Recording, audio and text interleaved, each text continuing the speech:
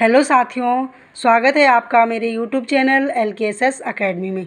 साथियों, आज मैं लेकर आई हूँ हिंदी गद्य का विकास, जो कि सहायक अध्यापक हिंदी की तैयारी कर रहे अभ्यर्थियों के लिए बहुत ही महत्वपूर्ण है।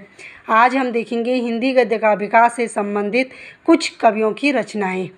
सबसे पहले देखेंगे हम राजा शिव प्रसाद सितारे हिंद।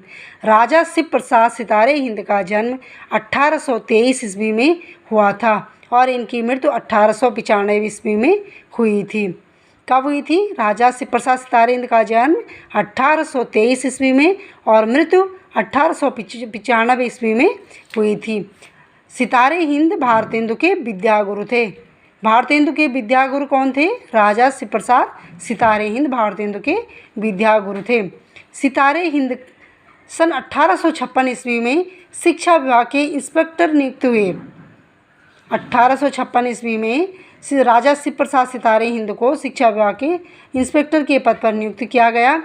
और राजा शिव प्रसाद सितारे हिंद द्वारा रचित कुछ महत्वपूर्ण रचनाएं इस प्रकार हैं, जो कि सबसे पहली रचना है राजा भोज का सपना, दूसरा है आलसियों का कीड़ा, तीसरा है इतिहास तिमिरनाशक, चौथी रचना है मानव धर्मसार, पांचवी है वीर सिंह का वृतांत, छठवां है उपनिषद सार, सातवीं रचना है भूगोल हस्तामलक, आठवीं है वामा मनोरंजन, नौवीं है वर्णमाला, 10वीं है स्वयंबोध, 11वीं है विद्यांकुर, 12वीं है भाषा का इतिहास, 13वीं है गुटका, 14वीं है सिखों का उदय और अस्त और 15वीं रचना है हिंदुस्तान के पुराने राजाओं का हाल। साथियों, ये रचनाएं बहुत ही महत्वपूर्ण हैं परीक्षा की दृष्टि से, जो कि आपको लर्न करनी है। साथियों, बहुत बार क्या होता है कि परीक्षा में 3 रचनाएं राजा शिव प्रसाद सितारे हिंद की और एक रचना कहीं बाहर किसी और अन्य कवि की डाल देंगे और पूछेंगे कि बताइए इनमें से कौन सी रचना राजा शिव प्रसाद सितारे हिंद की नहीं है। इसलिए आपके लिए आवश्यक है कि आपको ये रचनाएं लर्न करनी है। दूसरा देखेंगे हम राजा लक्ष्मण सिंह। राजा लक्ष्मण सिंह का जन्म 1826 ईस्वी में हुआ था और इनकी मृत्यु 1896 ईस्वी में हुई थी।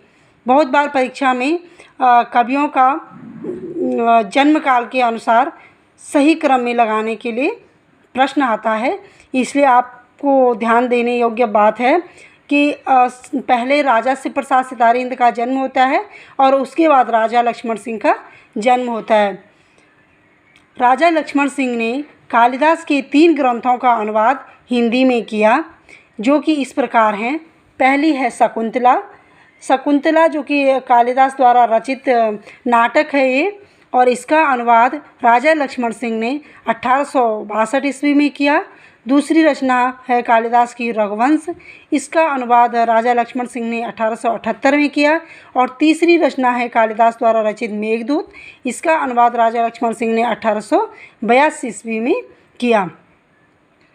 भारत में सांस्कृतिक जागरण, धार्मिक तथा सामाजिक सुधार से संबंधित कुछ संस्थाओं की स्थापना हुई थी, जो कि इस प्रकार हैं। पहली है ब्रह्म समाज। ब्रह्म समाज की स्थापना राजा राम मोहन राय के द्वारा सन 1828 ईस्वी में की गई थी। कब की गई थी? 1828 ईस्वी में। दूसरी है तत्वबोधिनी सभा। तत्वबोधिनी सभा की स्थापना देवेंद्र नाथ ठाकुर द्वारा 1839 ईस्वी में की गई। तीसरी है प्रार्थना समाज। प्रार्थना समाज की स्थापना केशव चंद्र सेन और आत्माराम पांडुरंग के सहयोग से 1867 ईस्वी में प्रार्थना समाज की स्थापना की गई। चौथा है वेद समाज। वेद समाज की स्थापना केशव चंद्र सेन ने सन 1867 ईस्वी में की। पांचवी है सत्यशोधक समाज।